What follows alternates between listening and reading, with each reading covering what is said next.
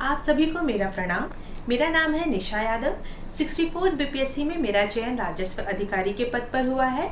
यह मेरा दूसरा प्रयास था।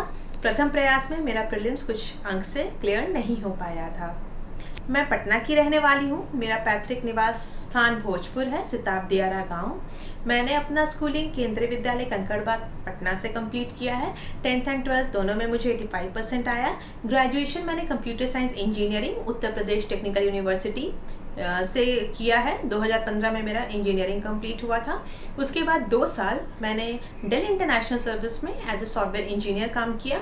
2018 में मैंने सोचा मुझे सिविल सर्विस की तैयारी करनी चाहिए, तो मैं जॉब छोड़कर अपने घर वापस आ गई और तब से मैं तैयारी में हूँ। स्ट्रगल की बात करें तो मैं तो कहूँगी कि जितने भी एस्पिरेंट्स जो इस एग्ज़ाम की तैयारी कर रहे हैं, सबकी लाइफ में स्ट्रगल है।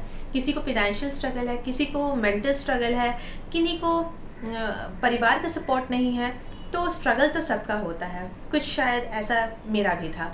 जब मैं वापस आई थी जॉब छोड़ के, तो मुझे ये बोला गया था कि ये मेरी लाइफ का सबसे गलत डिसीज़न है, क्योंकि मेरे परिवार में कुछ फाइनेंशियल प्रॉब्लम्स तो चल ही रही थी। क्योंकि हम लोग 4 भाई बहन हैं, 3 बहन 1 भाई, और मैं सबसे बड़ी हूँ।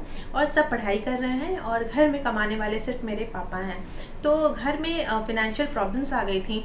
तो बहुत बार तैयारी के दौरान, जो कि मुझे 2.5 से 3 साल लग गए 63rd और 64th को लेके, तो मुझे बोला गया कि जॉब ज्वाइन कर लो, या तुम वापस आईटी में चले जाओ, या कोई और जॉब पटना में ही देख लो। तो बहुत बार ऐसा हुआ था कि मैंने 8,000 तक की जॉब, 10,000 की जॉब के लिए बहुत लोगों को अप्रोच किया, कोचिंग संस्थानों को अप्रोच किया। फिर मुझे लगा कि नहीं, मुझे पढ़ाई पे ही फोकस करना है। मैं कुछ दिन धैर्य के साथ रह लूँगी, किसी भी परेशानी को झेल लूँगी, लेकिन मुझे एग्ज़ाम निकालना है। मैं अपने माइंड को डाइवर्ट नहीं करना चाहती थी। और ये तो सारी पर्सनल प्रॉब्लम्स थी ही, इसके साथ साथ सामाजिक प्रेशर भी बहुत था। क्योंकि मेरे साथ के जितने भी मेरे दोस्त थे सब सेटल हो चुके थे। तो समाज के, परिवार के लोग कहते थे पापा को कि बेटी को पढ़ाना क्या, शादी कर दो, जो करना होगा शादी के बाद करेगी, अब उम्र हो जाएगा, बीपीएससी तो जल्दी क्लियर होता नहीं है, फिर इसकी शादी भी नहीं हो पाएगी। तो ये सारी चीज़ें सुनने के बाद बहुत ही नेगेटिविटी मन में आती थी। लेकिन हाँ, मेरे पापा ने मेरा हमेशा साथ दिया, मेरी मम्मी ने मेरा हमेशा साथ दिया। उन्होंने बोला कि तुम नहीं निकालोगी तो फिर कौन निकालेगा, तुम हमेशा से अच्छी स्कॉलर रही हो, मेहनत करो, ज़रूर क्लियर होगा।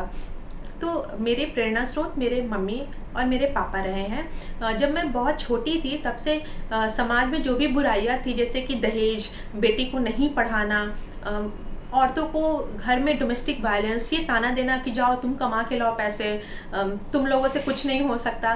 तो मैं बचपन से स्कूल से ही मम्मी से बोलती थी कि मम्मी ऐसे क्या हो सकता है कि सब कुछ ठीक हो जाए, मैं वुमेन एम्पावरमेंट के लिए कुछ करना चाहती हूँ। ये मेरी स्कूल टाइम की कहानी है। तो अभी मेरी मम्मी ने मुझे बोला था कि अभी तुम्हें कोई नहीं सुनेगा, हमारा समाज ऐसा ही है, जब तुम ऑफिसर बन जाओगी, कुछ बड़ा करोगी, तभी लोग तुम्हें सुनेंगे। तो बस उसी दिन के इंतज़ार में, मम्मी के मार्गदर्शन में मैंने तैयारी की, और फिर मुझे ये सफलता मिली। अब मैं अपनी स्ट्रैटेजी आप लोग के साथ शेयर करना चाहती हूँ, क्योंकि मैंने बहुत कम समय में ये प्रिपरेशन की है, और मेरी प्रिपरेशन मोस्टली सेल्फ स्टडी ही रही है। प्रीलिम्स कम्प्लीटली सेल्फ स्टडी थी, और मेंस में मैंने मॉक टेस्ट लिखे थे और कुछ कोचिंग संस्थान के निसंदेह कुछ नोट्स को फॉलो किया था। तो पीटी के लिए मैंने सबसे पहले लूसेंट उठाया, लूसेंट को कंप्लीट किया। हिस्ट्री ज्योग्राफी के लिए एनसीईआरटी को भी फॉलो किया, और घटना चक्र के क्वेश्चंस लगाए। करंट अफेयर्स के लिए स्टडी आईक्यू के वीडियोस, जीके टुडे की जो मंथली कंपाइलेशन आती है उसको फॉलो किया। मेंस की बात करें तो मैंने आंसर राइटिंग पे बहुत ज़्यादा ध्यान दिया।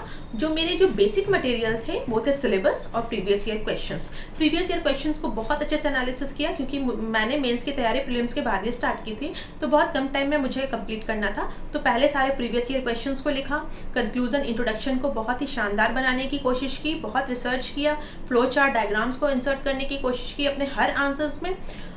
इस तरीके से जीएस को प्रीवियस ईयर क्वेश्चन के बेसिस पे कंप्लीट किया। मेरा ऑप्शन फिलॉसफी था। फिलॉसफी की तैयारी मैंने पतंजलि आईएएस के नोट से किया था, और कुछ पोर्शंस के लिए, पार्ट बी के लिए, सोशियो पॉलिटिकल के लिए, मैंने मित्रा आईएएस को भी फॉलो किया था।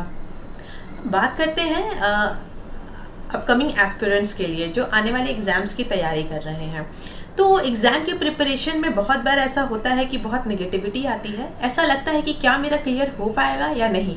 ये सिर्फ आपके साथ नहीं होता, ये सबके साथ होता है। तैयारी के दौरान ही किसी को पता नहीं होता वो क्लियर कर सकते हैं कि नहीं, लेकिन हमें एक बात याद रखनी है, जब दशरथ मांझी जी एक पहाड़ काट सकते हैं तो हम एक एग्ज़ाम क्यों नहीं निकाल सकते। और जो एग्ज़ाम क्लियर करते हैं वो आपके और हमारे जैसे ही होते हैं, इसीलिए खुद पे भरोसा रखना है, खुद पे विश्वास रखना है। और एक बात और बोलना चाहूँगी कि जब हम तैयारी करते हैं तो कहीं ना कहीं जब हम अपना सोशल मीडिया ओपन करते हैं, जैसे फेसबुक, इंस्टाग्राम, तो हम देखते हैं कि हमारे दोस्त कोई फॉरेन घूमने गए हैं, कोई गोवा घूमने गए हैं, अपनी लाइफ में बहुत इंजॉय कर रहे हैं, तो उस टाइम पे भी लगता है अरे ये मैंने क्या किया, कहीं मैंने कोई गलत डिसीजन तो नहीं ले लिया लाइफ में। ऐसा बिल्कुल भी नहीं है, ये रास्ता आपने चुना है, आपको चलना है, आगे बढ़ना है और अपनी मंजिल को पाना है। और एक छोटा सा संदेश मैं लड़कियों के लिए देना चाहूँगी, क्योंकि मैं एक मिडिल क्लास की लड़की हूँ और मुझे पता है कि तैयारी के दौरान एक लड़की को बहुत कुछ झेलना पड़ता है। मुझे भी झेलना पड़ा था, फाइनेंशियल प्रॉब्लम्स हुई थी, समाज के लोग बोल रहे थे कि उम्र हो गई है, अब शादी नहीं होगा, दूसरे घर चले जाओ, तब तुम अब तैयारी करना। तो आपको खुद पे भरोसा रखना है, लोगों को बोलने दीजिए, अपना काम करना है।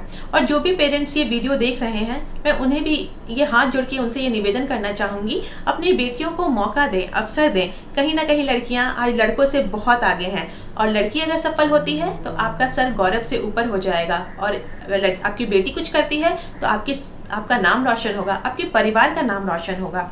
इसी के साथ मैं थैंक यू बोलने से पहले रंजीत सर को भी बहुत बहुत धन्यवाद देना चाहती हूँ, जिन्होंने मुझे ये प्लेटफॉर्म दिया आप एस्पिरेंट से कनेक्ट होने के लिए। Thank you so much and all the best for the coming aspirants.